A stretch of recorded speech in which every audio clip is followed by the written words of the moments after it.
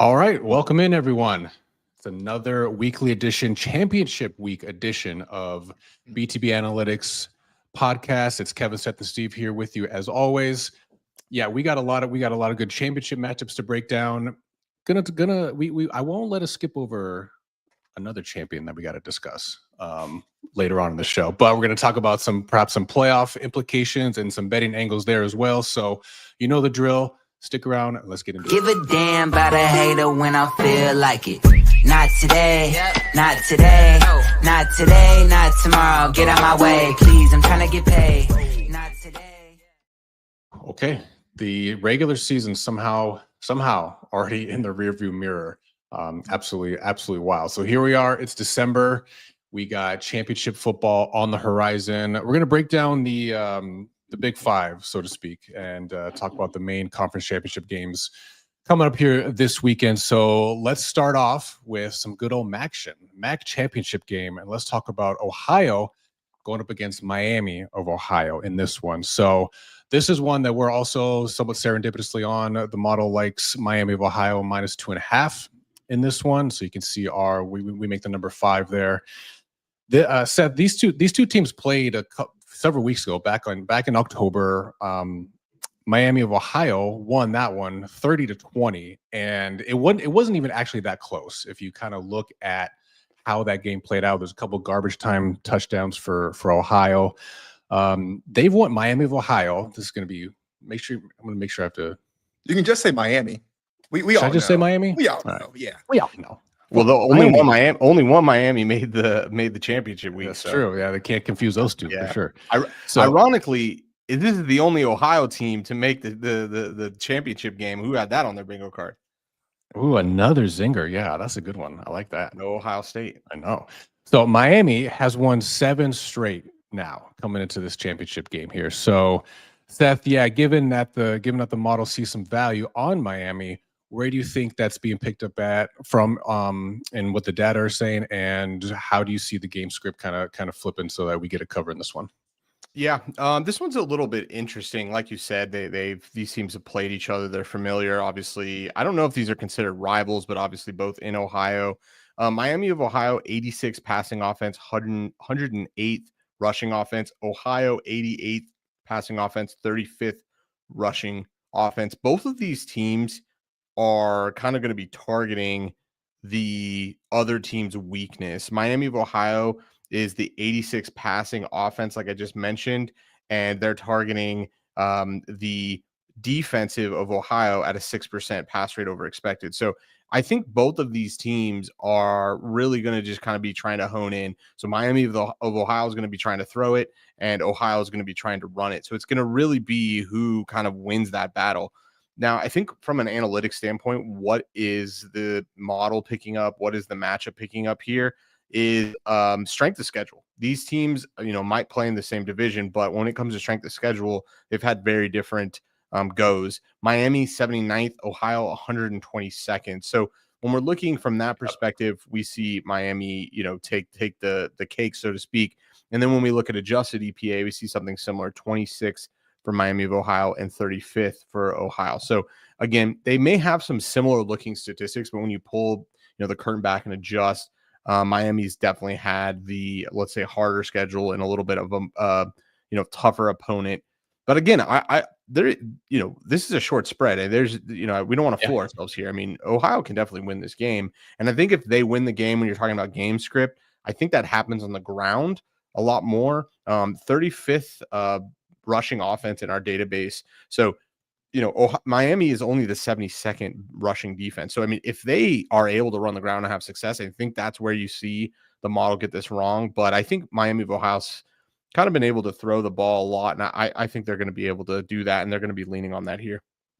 Yeah, Steve. Yeah, what else is your takeaway for this one? Because the one concern I have also with Miami here is, excuse me, how they're going to continue to sustain their drive. So they're one of the bottom feeders, frankly, in the country in terms of third and fourth down success rate, number 126 in the country, and similar rankings in terms of how far they have to go on an average third down, about 7.5 yards to go on most of the, or not most, but averaging 7.5 yards to go. It's hard for me to talk today. So is that something where you see, to Seth's point as well, that that's going to be part of the solution and or concern for Miami of Ohio here? Or what's your takeaway? Yeah, I mean, I think Miami, Ohio.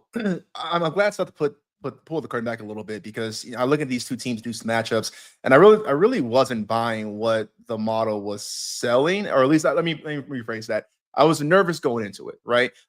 We did see Miami, Ohio beat Ohio 30-20, like you mentioned, Kev, earlier this year. We all know how hard it is to beat a team twice in 1 year. But the one thing that Miami does is they just win, right? I mean, obviously they're in the conference game. They win. This is their third MAC title game in the last 6 years. They won the MAC championship last year, and they won it again in 2019. So they've been here before. They know how to beat as wild as Maction gets. They know kind of how to play this field here. But for me, though, it's going to be two things. One, it's going to be, to your point about the offensive end, it's got to be Brett Gabbert, quarterback for Miami, to continue to lead the Red Hawks down into not just the opponent's 40, but to score, and then Keon Mosey to do the same thing on the ground here. I mean, last time these two teams matched up, Gabbert threw for 3 touchdowns and 178 yards. Mosey rushed for another 111. So I think that's kind of the bread and butter, having somewhat of a balanced attack. But I think what it's really going to come down to is Miami's defense. They were able to hold Ohio to just 6 points in the first 3 quarters, and they forced 2 interceptions and 3 sacks last time they played out. So if you can kind of limit, if you can go ahead and limit Ohio's offense, really force Parker Navarro into some, mistakes, some hurry throws and completions, maybe some turnovers, to me, like, that's the key to success here. And that's what Miami is going to have to do if they want a shot, and not just winning another MAC title, but covering the spread for us. Okay, yeah, I was just looking at I don't think the market has done much with this one. This opened at 2, technically at circa, it's touching 3 at the moment. So mostly 2.5s throughout retail right now. So not a ton of movement as we sit here early in the week. But you don't like that move to 3 at circa? I'm not saying I didn't like it. I didn't say I mean, that's a huge. Was that today? Move. That was today. Yeah. That was today. There's nibbles though back on the Ohio 3, but I mean, look, we're very early in the market, but I mean, that's a fairly important move. I mean, this is probably one of the most important hooks in college football. Yeah, this half point between 2 and 3. I mean, we'll see where it closes, but I mean, that's an early good data point, I would say. Yeah, I mean, in terms of other, relative to other championship games, like, this has been one of the least active lines, I'll say, relatively speaking, somewhat surprisingly. So yeah, but it's Maction though, right? I mean, you may not get craziness on the lines, you're gonna get it on the field. That's for damn sure. And we get a producer note here. Last time Ohio won the MAC title game was 1968.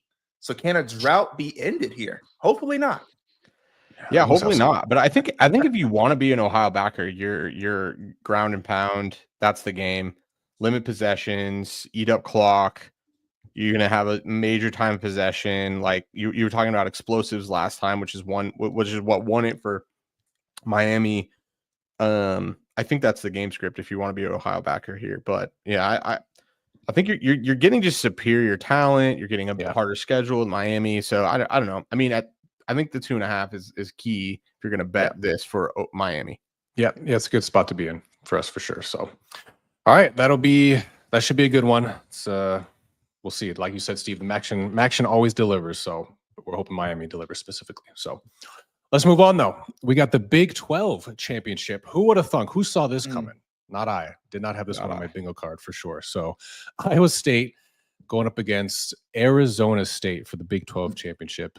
This one, again, at circa opened in favor of ASU -1, is now mostly at -2 throughout. So no official play on this one for us yet. You can see we kind of have a smidge of value on Ohio State, but not a play for us. Iowa State. Or sorry, Iowa State. Thank you. I do wonder, Steve, how much Arizona's game plan changes in this one, because their top guy, not Scadaboo, but their top receiver is out. Jordan Tyson, I believe is his name. Okay, this guy has 76 targets. The next 4 guys combined have 85 targets on their roster, and that includes Scatterboo in there. So not to discount him, but I that's a high volume guy that they're losing, and I wonder what they got to do and how ASU can basically pull a rabbit out the hat, because they've been relying on either Scatterboo or Jordan Tyson for their big playability all season long. Yeah, but I think the problem here is I don't know. Like, yes, that's definitely an important piece, and I don't want to undersell how important these receivers are to Sam Levitt and this chance of having a balanced offense. But let's not pretend like the book hasn't been out all season that you have to stop Cam Scatterboo to beat the Sun Devils, and people aren't able to do it. I mean, this guy's been averaging 5.7 yards per carry all season long, even when he's going up against a stacked box, even when you can see the run rate over expected. They're running more than you would expect an average team to do because they've got Scatterboo back there, who is just an absolute contact machine, and he wants the ball and he wants to score. So I don't know. For me, we see here there is slight value on Iowa State, but we do have Arizona State winning this matchup. And for me, it's kind of hard to not back them. I mean, let's just start. Let's just kind of take the numbers out of it for a second.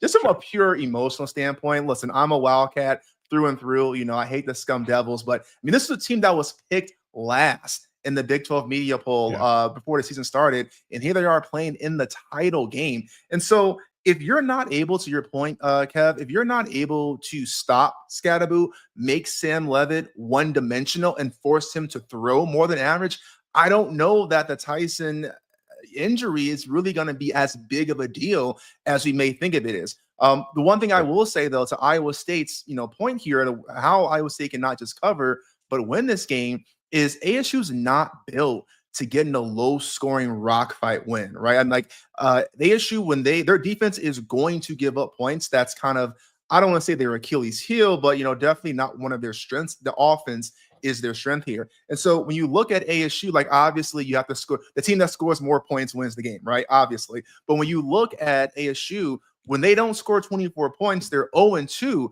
Iowa State in those exact same scenarios, 3-1. Iowa State is used to getting dirty, having a rock fight, having a defensive showdown. And if you can limit Arizona to no more than 3 touchdowns, I think Iowa State has a damn good chance here. But that all depends on if you can stop Scatterboo or not.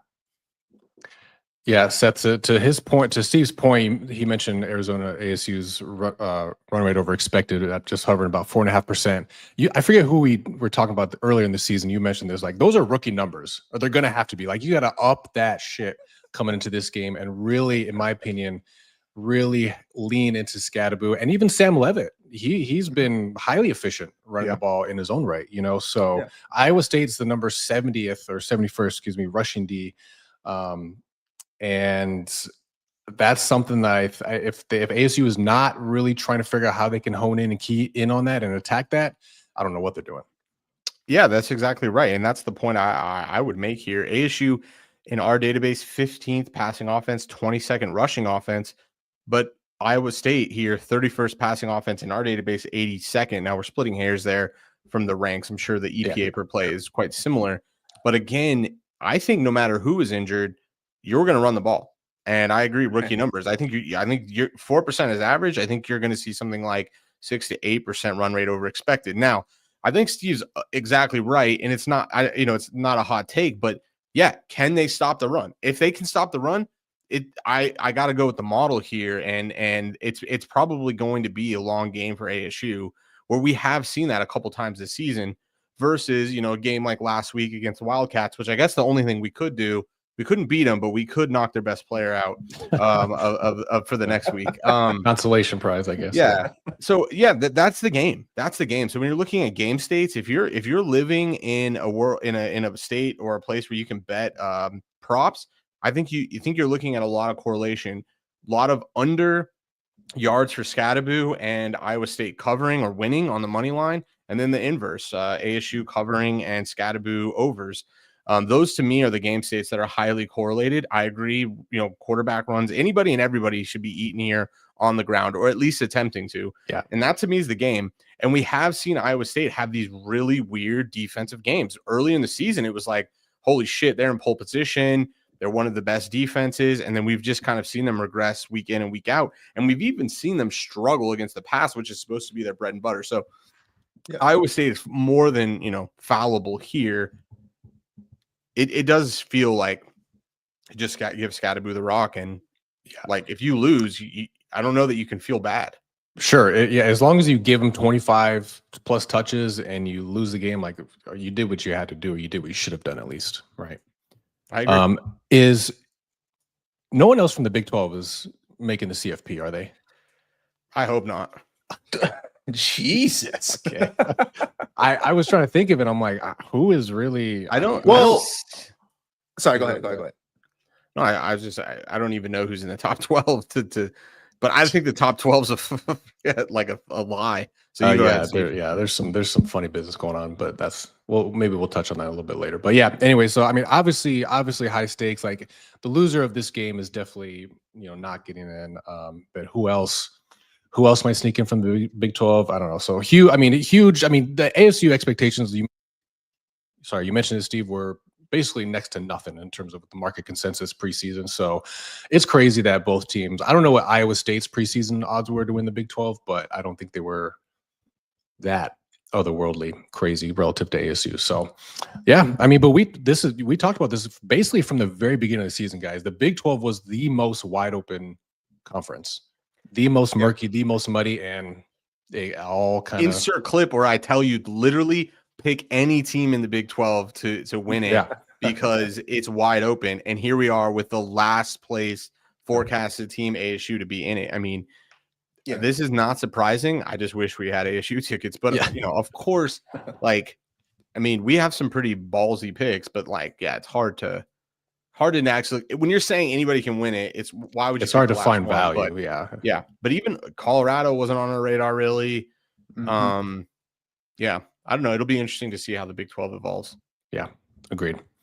All right, Big 12 MAC championship in the books. Let's move on down the line. Let's head over to the SEC.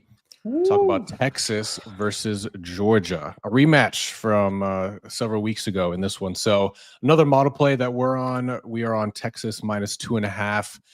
We make the number 7 in favor of Texas, actually. So no real line movement yet in this one, really from the market making books yet. So kind of holding still and steady at the 2.5 there.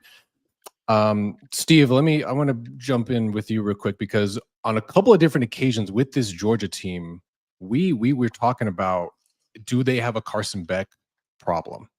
And he was playing really poorly for a relatively big stretch of the season there. But past 4 weeks, they've seemed to turn a corner with him, or he's playing better. 11-1 TD to INT ratio last 4 weeks. But they're likely out ETN, their star running back in this one. Game script and game flow for how Texas covers for us and win just outright. Is it what, ground and pound? Because I think Georgia's defense is not. It's not terrible, but it's kind of middle of the road, because one area that they've particularly struggled on is mobile quarterbacks. They've allowed Milroe to rush for 100 yards. They've allowed Haynes King to rush for 100 yards. Jackson Dart had a pretty highly efficient game. Wasn't 100 yards, but he had another efficient game against them. So is this something that the Texas Longhorns just need to lean into and ground and pound, and this is a walk in the park for them? Yeah, I mean, I don't know that it really matters if they ground and pound or not as much. I just think the Georgia Bulldogs are the Kansas City Chiefs of college football, meaning that this team is, they're winning games, but I don't believe that they're as good as their record shows. And give credit where credit's due. They've had some good wins. You talk about the Carson Beck problem. He's absolutely going to be the crux here. Georgia is only going to go as far as Carson Beck takes them. No ifs, ands, or buts about it. He has been playing better as of late. Really, that Mississippi, Mississippi to last week, really the UMass game is what got him kind of back right. But even the Georgia Tech game, that was one where like, I don't know, right? We talked about this last game, right? Obviously, Georgia already beat Texas 30-15. And quite frankly, that was a beatdown of one half. And as much as Georgia dominated in that half, Texas was a one possession game in the fourth quarter. of that game. So for me, you look at that game last time, Beck had 3 interceptions. Like, that cannot happen. I don't think you're going to get a Texas team that will not be able to better capitalize on that going into this. And so for me, I'm really kind of looking back, and I want to hear what Seth has to say, because I'm having a hard time to your point earlier, Kev, about mobile quarterbacks. I mean, let's not pretend that Florida with DJ Lagway was up 13-6 in the first half. He got hurt in the second quarter. Their third string quarterback, Aiden Warren, came in and then led a scoring drive at the end of the half. This is a team that if DJ Lagway doesn't get hurt, that's another loss potentially to Florida. So I think Texas has the keys here, and I'm having a hard time. You can see the model has it as -7. I'm having a hard time not trying to also alt line a little bit of this at 6.5. Oh, wow. Yeah, I do not believe in Georgia, and I could be wrong. Listen, we'll talk about off the numbers later, but I don't believe it. I don't think there's a reason. I feel a little bit like a lawyer where like 6 weeks ago, I was like trying to make the case for Georgia because we were on Georgia in this matchup, but this just feels like two different spots. I mean, yes, Texas lost that game the first go around, but Georgia's in a different place from a injury standpoint. A number of key injuries at wide receiver that definitely shined through in the Georgia Tech game. And when you were saying, what do they need to do? Yeah, they need to get Heinz King signed through the portal tomorrow, right. Or they have their own, right? Arch Manning, is he going to get – they're going to have packages for him. We saw this happen in the first game where they kind of switched quarterbacks. I think I wouldn't be surprised that you're not going to see switching, but do you see specific packages here?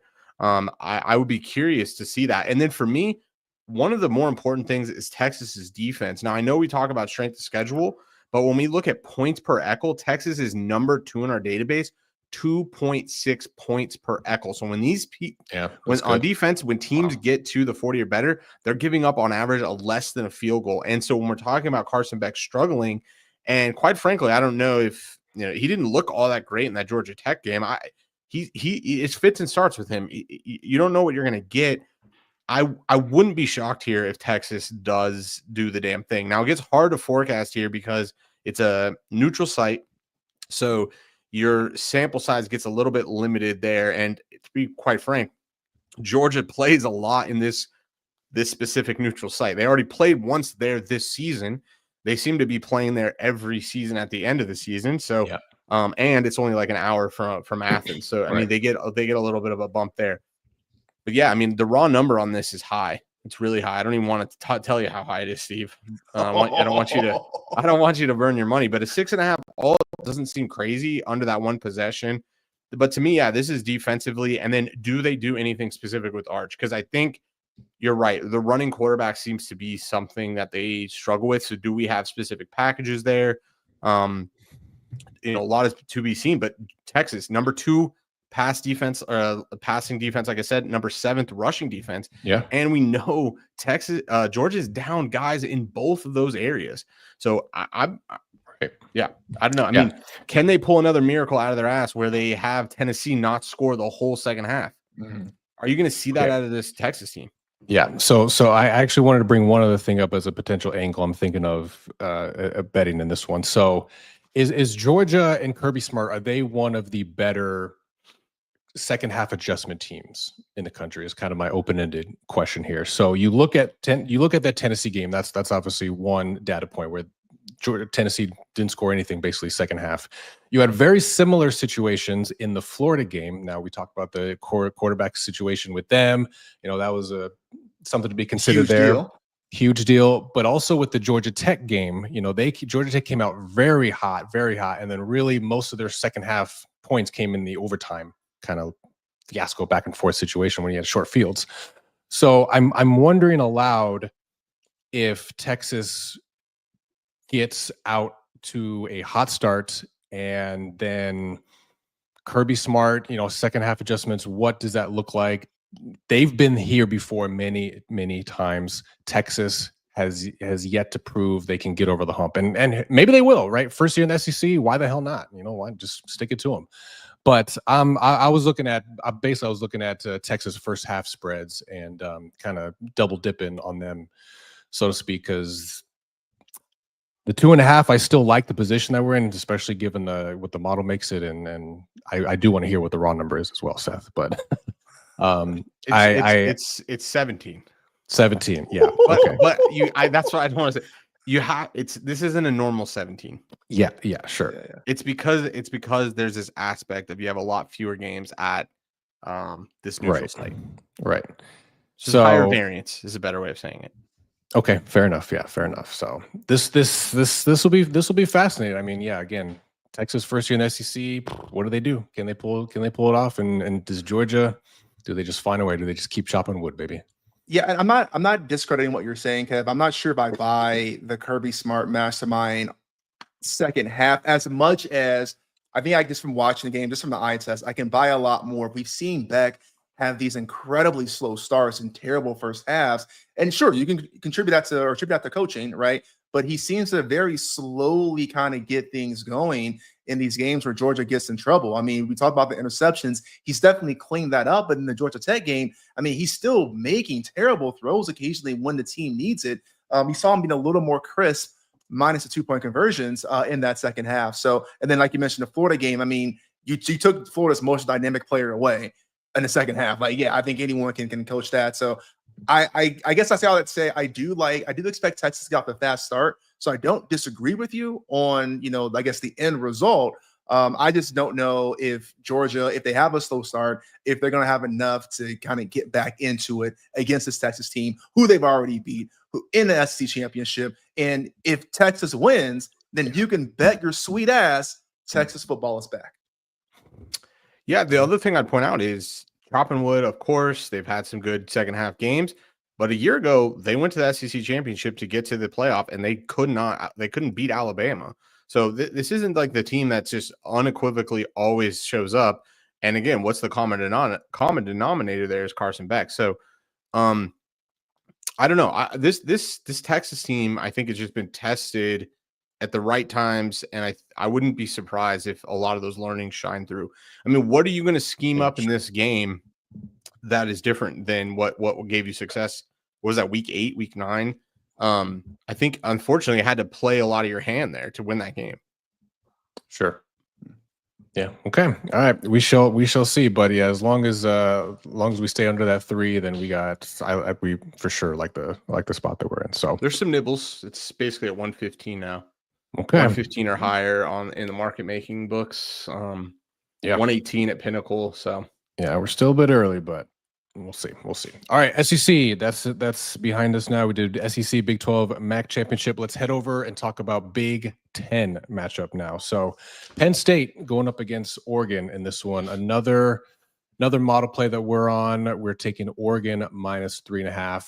We make the number 8 in this one. So again, no from a market standpoint, not a ton of movements that I've seen so far. So another one where I like this one. I don't know how you guys feel. The mental model and the model kind of are really aligned in my head on this one. Basically, you have two elements here. There's something that's hard to model out and hard to kind of quantify, but for whatever reason, James Franklin just shits the bed when he plays top-ranked teams. 1-11 all time.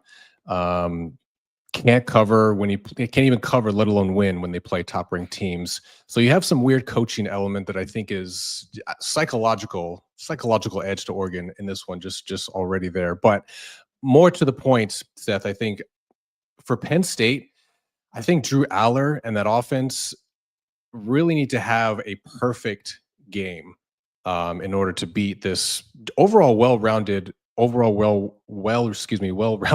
team. And Oregon on the flip side, if they just pull a Kirby Smart and just keep doing their thing like they've been doing all year long, like they could probably afford a slip up or two, some high variance stuff happen on offense and or defense and still feel relatively comfortable. It just feels like Penn State has been too inconsistent on one side of the ball or the other really all year long, despite I think Drew Aller's been playing a lot better than people give him credit for. But if they don't have a near perfect game, I'm not certain the game script for how Penn State flips this one.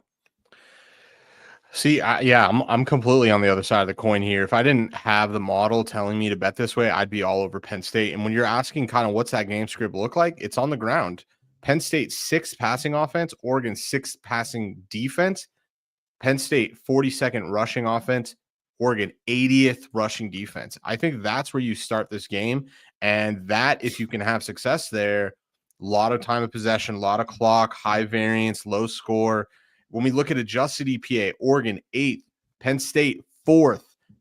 The major driver here from a modeling standpoint is that Oregon has beat bigger teams, and so their ELO is a little bit higher, which again is a statistically driven process. But if you strip some of these things out, specifically team and where the game is being played, we make this game something like -1 Penn State. So this is, to me, this is a tricky forecast one, but I really can see a world where Penn State does have success. And this is the one where they get over the hill. And quite frankly, if you give me, take away this Ohio State win, they dominated Michigan. I guess it looks more kind of impressive because Michigan ended up being Ohio State, but then it's more data that how good is Ohio State, even though statistically they're one of the best teams. I think the other thing here, if you want to be a Penn State backer, the thing I'm looking at is you have to finish your drives. Right now, they are 6th in echo rate over expected, meaning they're getting to the 40 or better, but they're not paying them off at the same elite rate. Only 52nd in points per echo, and Oregon is 10th in defensive points per echo. So Oregon is probably going to be a bend not break defense here. And can Penn State get touchdowns and not field goals? When we look at some of these really, really big nail biters, a la USC, it came down to that, in my opinion. So that's, to me, the pathway. I honestly shaking in my boots with this one. Okay, tiebreaker, Steve. How you feeling? Shaking in the boots. Yeah. Yeah, I mean, gut reaction. I do like this pick. I do like Oregon, and we can pull the graphic back up here. So for me, and I hear what you're saying, Seth, and I do definitely agree with that analysis. I think the one thing for me I'm looking at here is Oregon. Again, it's going to go as far as Dylan Gabriel takes them, right? And you look at where Penn State has this struggle. You look, both offenses are both pretty good, defenses are both pretty similar, and you mentioned about the echo rate here over expected. But you look here at Oregon, run rate over expected, negative 7.32%. So this is Oregon team's a team that's throwing the ball more. Yeah. We know that from what Dylan Gabriel's been doing. And if he can protect the ball here, this is a team where I have a hard time believing Penn State can potentially stop. And we saw this a couple weeks ago when they barely escaped, Penn State did, barely escaped Minnesota in that 26-25 game. I think they gave up a total of like 104 yards rushing, but it was the quarterback play that kind of shredded them. Now, Minnesota then turned all those into touchdowns. I think Oregon can. But we've talked about this time and time again. We haven't seen it quite as much lately, but Dylan Gabriel, kind of like Carson Beck, has had those moments where he's making these sort of inexplicable throws, these inopportune turnovers or poorly timed bad decisions. If he cleans that up, I think you see Oregon, who's already gone to regular season undefeated, get the Big Ten championship in their first year. There was one stat I saw where Dylan Gabriel, if you look back at it right now, he's, I think, one of 8 quarterbacks in the country with a completion rate at this far in the season over 70%. I think he's number 2 in terms of overall accuracy. So that's the Dylan Gabriel we need. If you don't have that, then I'm with you, Seth. It's one a game. Anything can happen. And this is a Penn State team that, yes, they lost to Ohio State. Yes, they kind of can't get that bugaboo off their back, but this is not a bad team. This is a damn good team. No. Yeah. To your point, Seth, I think if we basically see a good old fashioned classic Big Ten kind of game, a la even Michigan and Ohio State last week, where it's slow, a lot of slow, methodical, like low scoring affair, that's the script for Penn State here. I'm more concerned if it becomes a high scoring affair, but to your point, Steve, like number 7 and number 8 respectively in weighted EPA is Dylan Gabriel and then Drew Aller. They're right there. And Drew Aller gets a lot of flack for being inconsistent and all that stuff. And sure, but when he's good, they're really good. And when he's quote unquote off, it's like he's average. It's not like he drops significantly off a cliff or anything. So Yeah, I want to say one quick thing, and not to go on a tangent, but you talk about that Ohio State and Michigan game. You talk about Big Ten football. The saying is run the ball, stop the run. Like that is Big Ten football. And I think that that's kind of where Ohio State messed up in that game against Michigan. They tried to just run the ball instead of using their strength at the edges and their receivers to throw the ball more. I don't think Oregon subscribes to that being a Pac-12 team in their first year in Big Ten. I think Oregon's going to do what they do here. I mean, we don't have the game plan matches like we do. We talk about the offensive variance like we do in NFL. Yeah. But I would imagine in my mental model, Oregon is going to be a team that we throw the ball. We're going to continue throwing the ball. I don't care who we go up against. Mm-hmm. And I think that is the key where Penn State could struggle if they can't stop it. Okay. And let me ask you guys real quick. We can talk about this in a little bit or right now, but does Penn State want to actually win or lose this game for seeding in the CFP? If they win, they're presumably going to get a bye, I would believe. And if they lose, I presume, I don't know they would still get in. Do you guys agree? Well, yeah, the playoffs just came out. So yeah, they're number 3. Yeah, they're number 3. Guess who's not in the top 12? Any Big 12 team. Oh, yeah. I told you. They don't AD get. Yeah. Well, but if they lose, to your point, Kev, they've already lost to. Well, I guess Ohio State just lost to Michigan. They lost to Ohio State. Yeah. Michigan. They have Ohio State as number 6. Yeah. So what that mean? Theoretically, that'll put them underneath Ohio State wherever that shakes out. But go ahead, let's break this out when we get into the. Because there's like I was saying before, like there's some inconsistencies with. Oh yeah. With this, the one thing I do want to say about this game, they need to get UCLA's head coach on the phone. Both these teams could not cover against UCLA. Okay, so I want to see if they can pick up. Okay, what did you guys do against us? What was our weaknesses? Because UCLA is a sneaky team against the spread this season and covered against Penn State, covered against Oregon. It took a pick 6, but they did it. Yeah, they seem to know when we're playing against them. Maybe that's it. One of those damn teams. All right. We got 4 in the books. We got 1 more. Let's head over to the ACC preview, the ACC championship with Clemson and SMU. Shout out SMU. We have some futures for them to win the ACC. I'm holding 2 at plus 2,000. I don't know if you guys are holding the same or have others as well, but somebody just needs to convince me because I haven't taken any action yet. But we can have maybe a nuanced discussion too about number 1, what the script is for SMU to cover here, and number 2, hedge or let it ride, baby. Well, let me start with before we talk about that. Let's start with the game. So SMU 5th passing offense. Talk dirty to me. 78th rushing offense. Clemson 63rd passing offense, 10th rushing offense. Both of these teams are basically the opposites of each other. Offensive strength versus defensive strength. So SMU 5th against the pass, or sorry, 5th offensive passing team. Clemson 15th defensive passing defense, and then Clemson 10th best rushing offense, SMU 2nd best rushing defense. So this feels like a rock fight. Like this feels like they're both going to be trying to do something. I don't know who's going to win. I don't know what's going to win. If there is a slight edge here, it's basically if you look at points per drive, SMU pays them off about half a point more per drive. So to me, that's where you're getting a little bit of an edge for SMU. But this one's just basically going to be it's going to be defense. So it's going to be, can Clemson stop the pass or can SMU stop the run? Or can they both stop them? And then I don't know what happens. It's just massive chaos. So this to me could be a blowout. I don't know who's going to blow who out, but I think it could be. Well, let me turn the tables or flip the conversation real quick, because this is the one championship game of the weekend where I think you've had the most line movement. This opened in favor of Clemson at circa at -3 and has been bought all the way through the 0 and now is at -2.5 SMU. So to that point, to that end, Seth, like what's the reason for that relative significant movement in your opinion? It's just market sentiment, just power ratings. I'm trying. While Steve goes, I'll try to pull up. I wonder, the raw number of our model.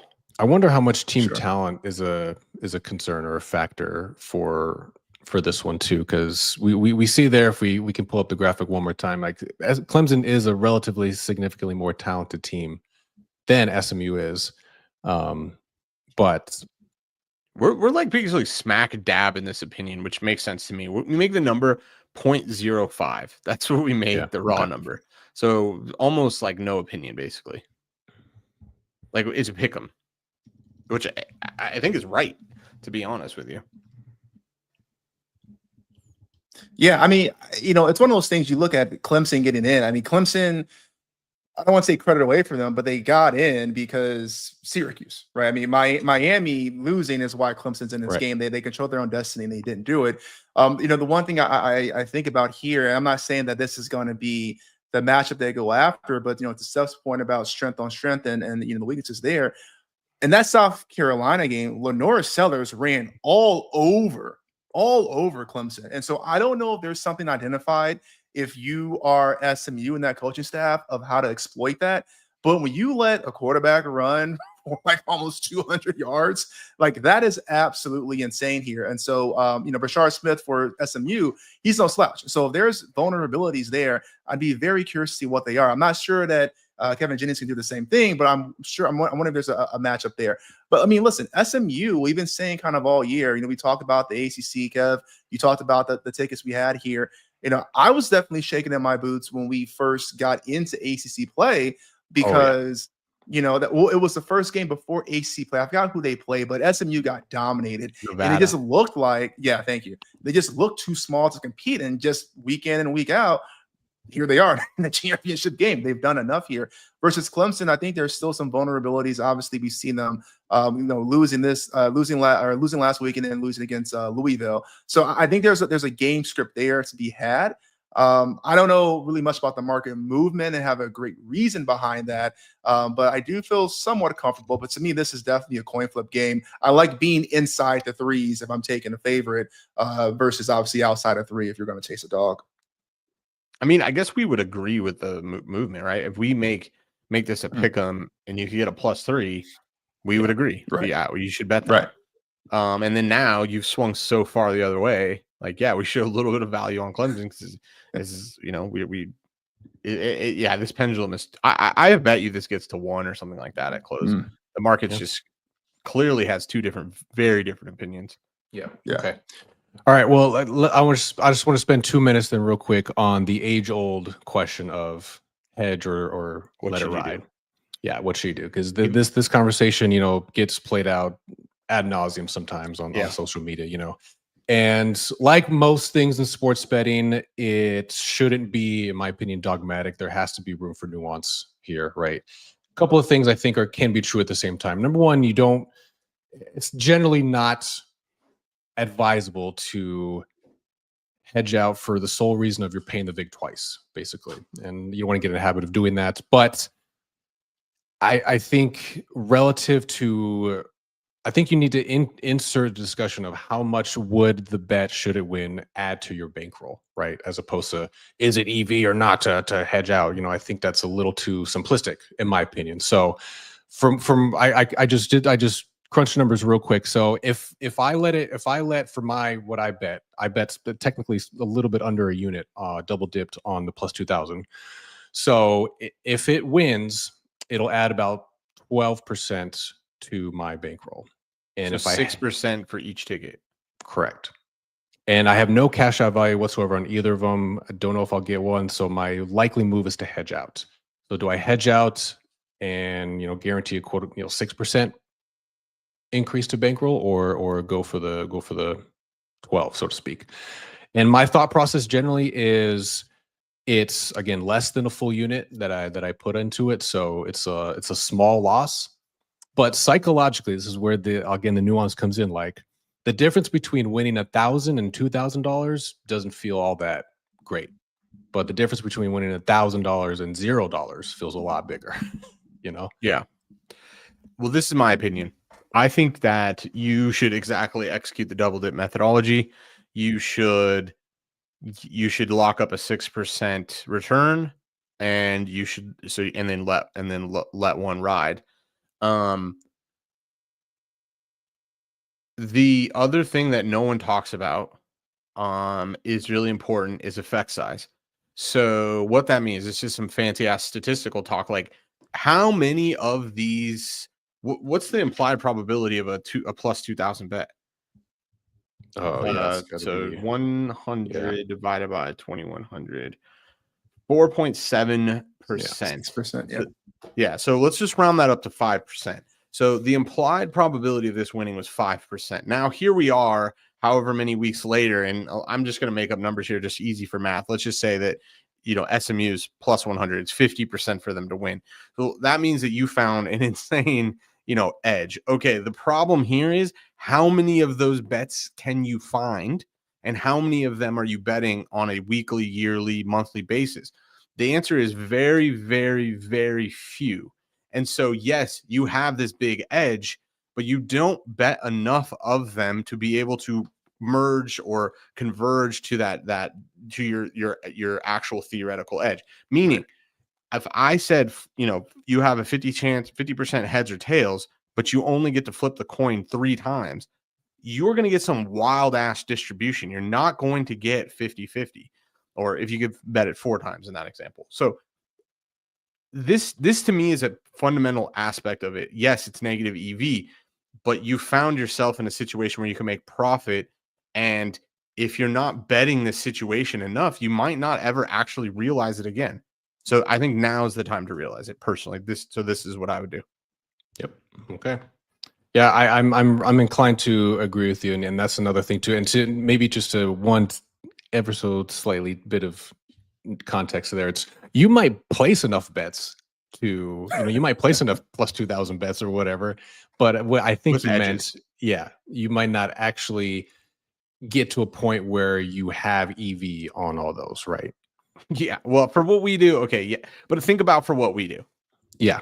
How many plus 2,000 bets do we identify each season? So we have Kansas, or we have Jets, we have Eagles, Eagles. We have this. Last year we had who did we have? Baltimore. Ravens, yeah. And then the year before we had LA. Right. So I mean, we're pretty good with identifying these. And how many of those would have won? None of them, right? I guess Rams would be the only one that's won. Mm-hmm. Right, so, to make it all the way. Yeah. But the average person guessing, no. It's the average person guessing, you're fucked anyways. You're going to lose the VIG. I'm talking about you have an actual edge. You actually can quantify this. Can you actually bet enough of these to realize that edge? I don't know. Right. I don't know the answer is yes, to be honest with you. Maybe it is for us. And maybe that's a fair aspect of this. I think the other thing too is as we're growing bankroll, like who gives a fuck? Negative EV. Well, Uncle Sam's gonna take a cut because it's so negative EV, it's profit. Right. Like so, we find ourselves in a different situation in my mind. This isn't just an average situation. You can lock up return, which is the goal of what we're doing, right? At BTB, we're trying to win money, and I think the bankroll is just not big enough. I think if we were talking like 0.01% of a bankroll, like say you bet $5. Oh, right. It's like, okay, I think you have to let that ride. I'm probably not even bringing this up then. Yeah. Yeah. But a 6% increase in a bankroll, I mean, you don't have to 6% yourself on top of all the other stuff that we're doing to double your bankroll that fast. Yep. Agreed. All right. Nuance, kids. Leave room for nuance. Moral That's not, I don't know, Steve. What I would imagine Steve's gonna say get a +3 and try to middle. I wasn't, but yeah, now I am. Obvious logic, the only logical conclusion left. Yes. Right in middle, baby. Yeah. Which I mean, the interesting thing is you can get Clemson as a dog, which is like part of the other weird like aspect of this. Right. Yeah. So, okay. All right. I love it. Yeah. I'll probably, I have, like I said, I haven't taken a move yet, or I don't know if you guys will either, but we'll see. We'll see what the move is. Unfortunately, the only position I took with that is I parlayed it with Arizona. Oh, with Arizona. Yeah, same. So those is better than dead. All right. Well, mazel tov. All right.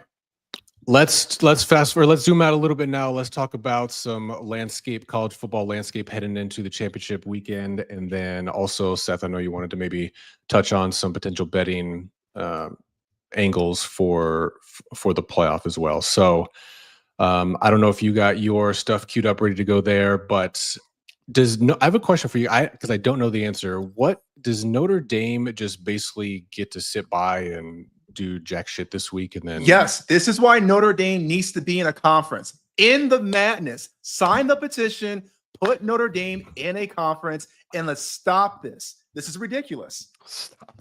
They don't want to be in one. They have they Who print gives money, a shit? make them be in one. Yeah, you Well, want to cut? They were in the. You want to cut? We'll see you.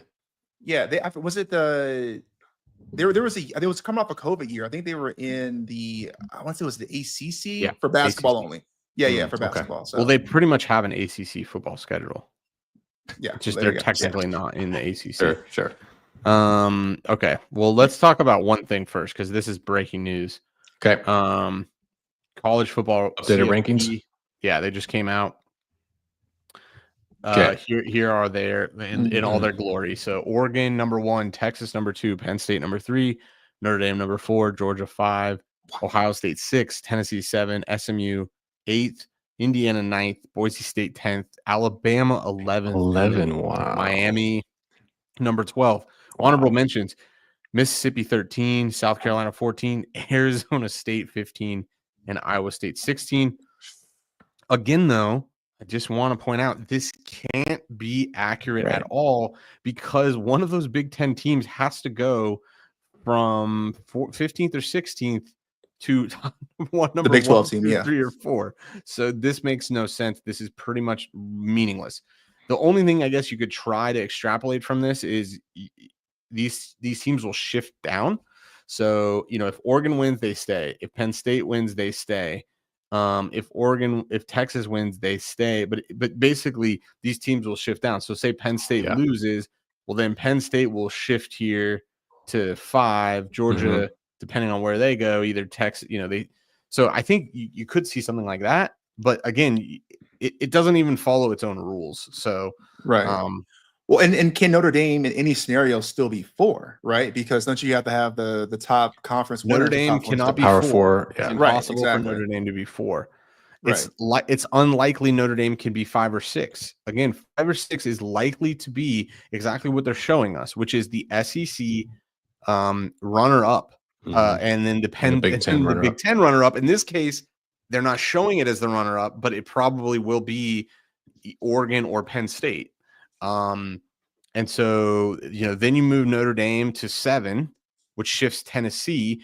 But remember, then SMU has to move up, or, SMU or Clemson. Where's Clemson? Clemson's not even top 20, maybe? Are they telling us that if SMU loses, they're going to put Miami in through? I think this is what this is suggesting. No, they can't. If SMU loses, right? Because Clemson will be the ACC champion, right? Yeah, which is an auto bid. They're So number 17, that's right, what I'm saying. This is FUBAR. Yeah, you're right. This is so FUBAR. It doesn't mean anything. You can't. It doesn't. It's just it's just a list. I mean, so do with it what you will. Okay. From a betting standpoint, yes. Let me. Sorry, didn't mean to do that. Pull it up. Yeah. I'm trying. It's not going to make a very. It is worth the wait, guys. Just bear with us. You're not going to be able to see it though. That's the problem. Okay, I wanted to kind of run the sims and see where the value is. So no value on Ohio State. We make the number plus 635. Texas, there's really no value. This plus 500 is not real. Georgia, no real value. We make this number plus 1100. Oregon, again, no value because this plus 1200 is not real. Alabama, as you can see, are screwed. Penn State actually still showing a bunch of value. Kevin, you also have some plus 2200 tickets for Penn State, yeah? Let me double check those odds, but that sounds about maybe 2000 or 2200. Right, yeah. Someone that good. Little bit of value still on Penn State at that plus 1000 number. Notre Dame, this is what I wanted to discuss with you guys. If you see this value here, plus 2000. quick. Okay, that's nice. That's a good situation for you. So plus 148. So 100 divided by 548 is 18%. And then I checked the best number in the market is 9 plus 900, which is 10%. So you can get about an 8% edge here on Notre Dame. So in our power rating, if you can go back, Eric, just really quickly, they're number one. They're the number one team. And besides the NIU loss, right? I mean, they've been looking absolutely like a juggernaut. Yeah, that was forever ago. Exactly. Yeah. Just to throw some other ones out here, just for any crazy individuals. Miami at plus 30,000 based off of what the playoff just showed us. Maybe they're actually, or the committee just said, maybe there actually is some value there. SMU, again, this plus 50,000 is not real. South Carolina plus 30,000 would be a little bit of value, but it's very improbable they get in. And then where's ASU? Sorry, I don't mean to be scrolling. They got to be higher up. They're oh shit, they're plus there. Okay. 8,000. So a little teeny bit of value. So and then Indiana, a little, again, like pretty much a negligent amount of value.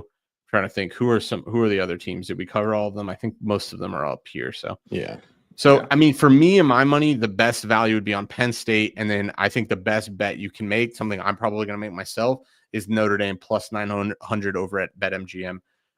Again, they're not going to get a bye, which is definitely a it's not preferred, but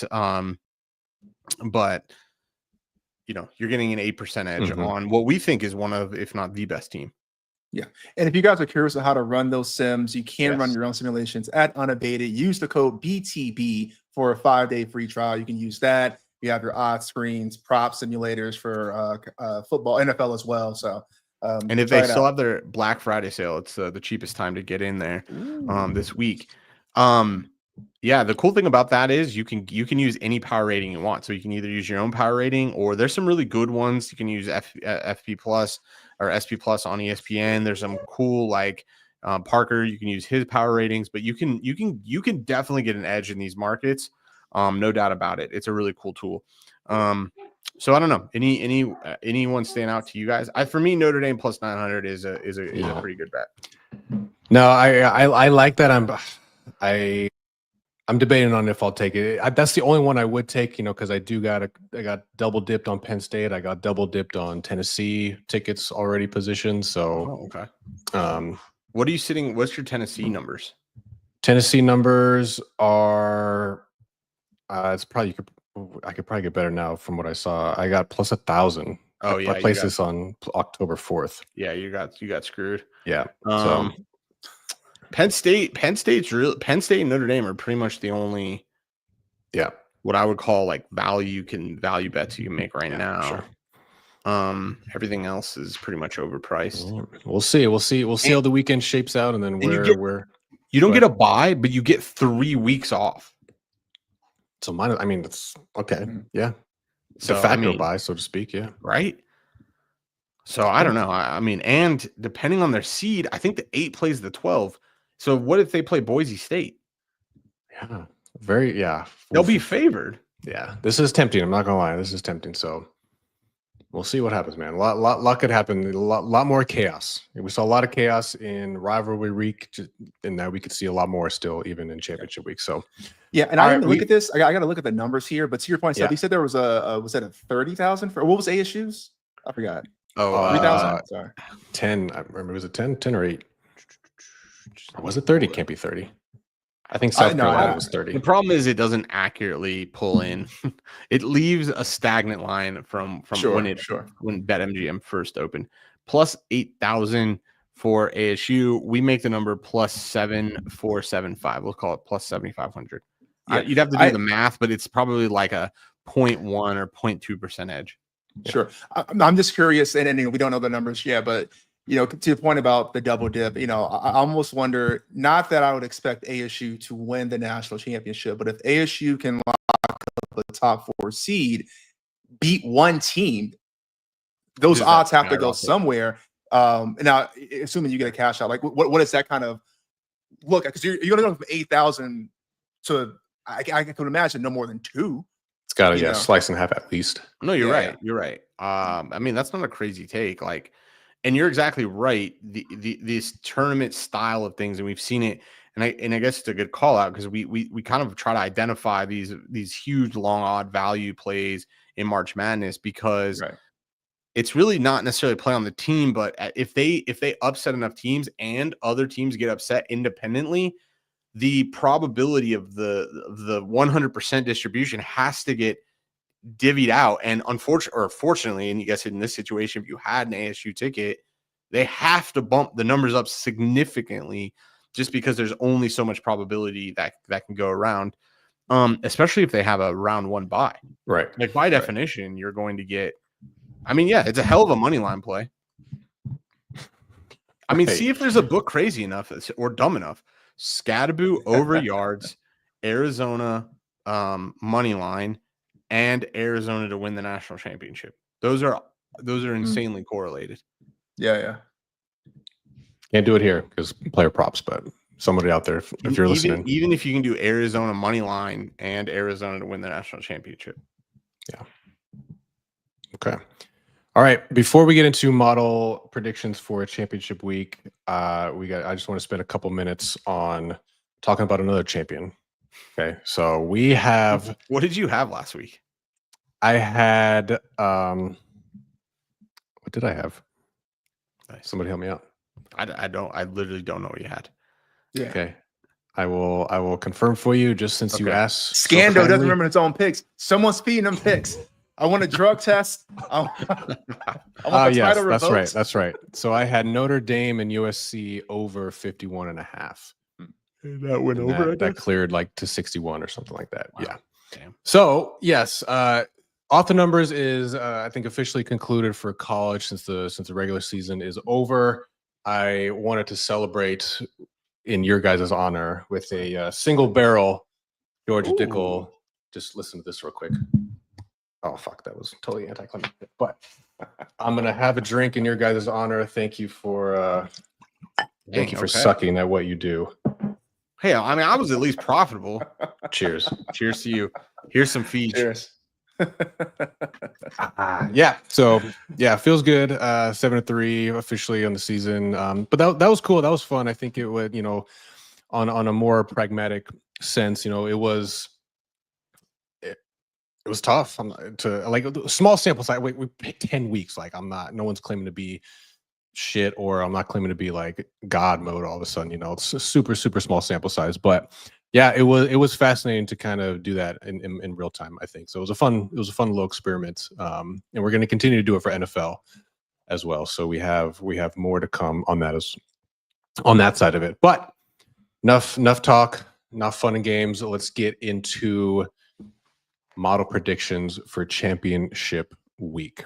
We talked about all three that we have officially. So Seth, you want to just run through them one more time for confirmation's sake? Yep. All Saturday games. We're on Texas, 2.5 minus 110, Oregon minus 3.5 minus 105, Miami minus 2.5 minus 110. All of those are Saturday. And beautifully enough, there are literally 10, like one, and then the night game. So it'll just kind of be one game right after the other. Back, baby.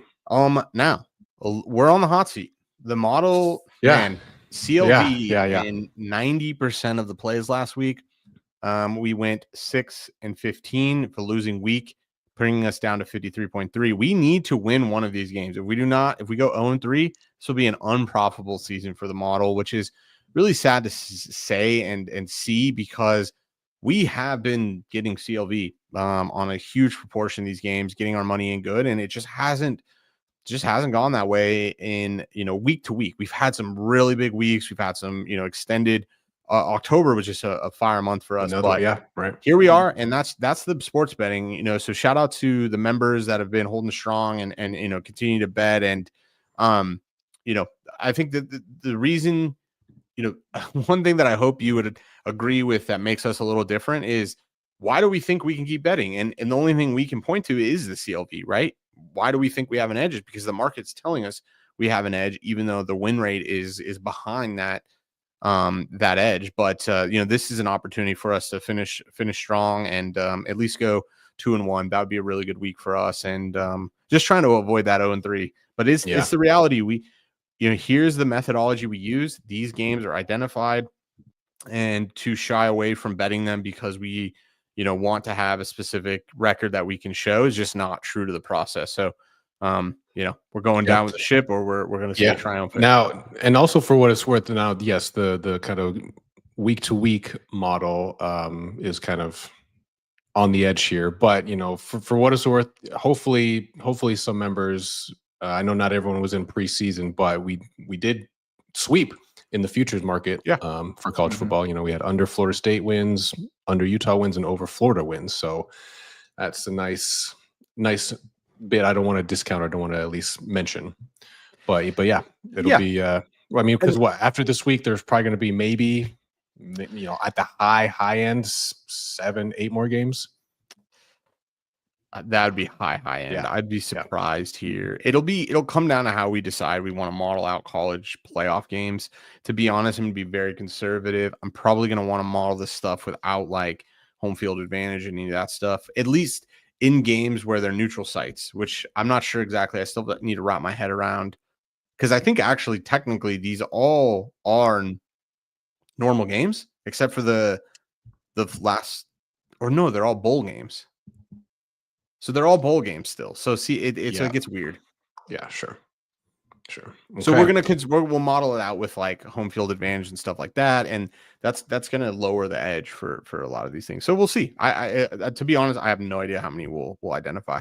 Yeah. You never know, so exactly. So we'll see. Yeah, I mean, again, we come positive or negative results. We're here talking about it, and we're here trying to work through it with you guys. So to Seth's point again, I just want to echo, appreciate everyone. If any members are watching or listening, appreciate you guys being along on the journey with us. We're trying to close strong. We're going to do what we can. But it is what it is at this point. So we'll let the chips fall where they may. Nonetheless, I'm excited for championship week. It's going to be fun to have some December football going in the works here, and then before you know it, we'll be talking playoff games. Man, it's absolutely nuts. So appreciate everyone tuning into the show today. Don't forget, if you're here, please like the video. Don't forget to subscribe to the channel if you're not already. Helps us out tremendously. We'll still be doing this all throughout the playoffs and talking about as much value, as many angles as we possibly can. And if you want to see, we have obviously, for the members, the tables and the graphs and the value for all the teams and matchups will still be on the website. And if you guys aren't members, still check out the website, btb-analytics.com. We have every week up a bunch of free data for all the games, both NFL and for college. And as a minor sneak peek, we'll have some, I think we'll have some college basketball stuff up and in the works very shortly as well. So more to come on that in a separate form or format, but stay tuned as well for that. So, all right, Seth, Steve, it was real. I appreciate you guys. Cheers to both of you. Cheers. Cheers. Smooth, baby. Cheers to over. All right, boys. We'll see y'all next week.